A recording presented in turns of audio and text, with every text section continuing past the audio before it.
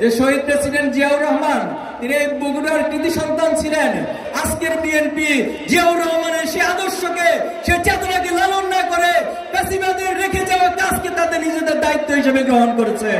2024-এর জুলাই আগস্টে বাংলাদেশের ছাত্র সমাজ জেগে উঠেছিল। জুলাই এবং আগস্টে এটা নিছক কোনো আন্দোলন ছিল না, এটি ছিল সময়ের ইতিহাসের এক অনিবার্য প্রজন্মের জাগরণ। এবং সেই জাগরণের মধ্য দিয়ে দীর্ঘদিনের ফ্যাসিবাদী শক্তি খুনি হাসিনা এই সমাজে যে স্বৈরতান্ত্রিক কাঠামো কায়েম করেছিল তার নিঃশেষ করে ছাত্র সমাজ প্রমাণ করেছে আমরা জীবন দিতে জানি, আমরা রক্ত দিতে জানি, আমরা জীবনের সবকিছু উজাড় করে দিতে জানি, কিন্তু কোন ফ্যাসিবাদের কাছে আমরা মাথা নত করে থাকতে জানি না। সংগ্রামী উপস্থিতি, জুলাই এবং আগস্টের পর এই প্রজন্ম আমরা স্বপ্ন দেখেছিলাম যে বাংলাদেশের রাজনীতিতে একটি গুণগত পরিবর্তন হবে।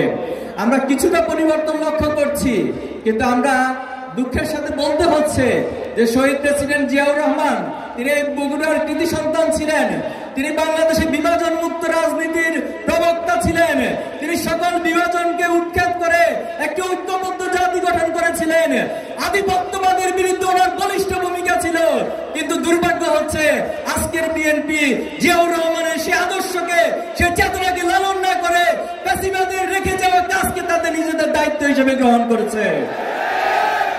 আমরা ভেবেছিলাম জুলাই এবং আগস্টের পরে কোনো কাদা ছড়ির রাজনীতি চলবে না। আমরা ভেবেছিলাম জুলাই আগস্টের পরে কোনো সন্ত্রাসের রাজনীতি চলবে না। আমরা ভেবেছিলাম কোনো চাঁদাবাজের রাজনীতি চলবে না, কোনো হত্যা খুনের রাজনীতি চলবে না। কিন্তু আজকে আবার সেই পুরানো ধাঁচের রাজনীতি প্রবক্তা হিসেবে একটা গ্রুপ সামনে এসেছে। তারা আগার মতো কাদা ছড়াছড়ি রাজনীতি করছে, হিংসার রাজনীতি করছে। আমরা বলতে চাই নতুন প্রজন্ম এই সমস্ত নোংরামির রাজনীতিকে ঘৃণাভরে প্রত্যাখ্যান করে। সংগ্রামী উপস্থিতি, আমরা কোনো ব্যক্তি বা দলের বিরুদ্ধে নই। আমরা যারা সন্ত্রাসের পক্ষে, যারা ফ্যাসিবাদ কায়েম করতে চায়, যারা আধিপত্যবাদের গোলামি করতে চায়, তাদের বিরুদ্ধে অবস্থান নিয়েছে।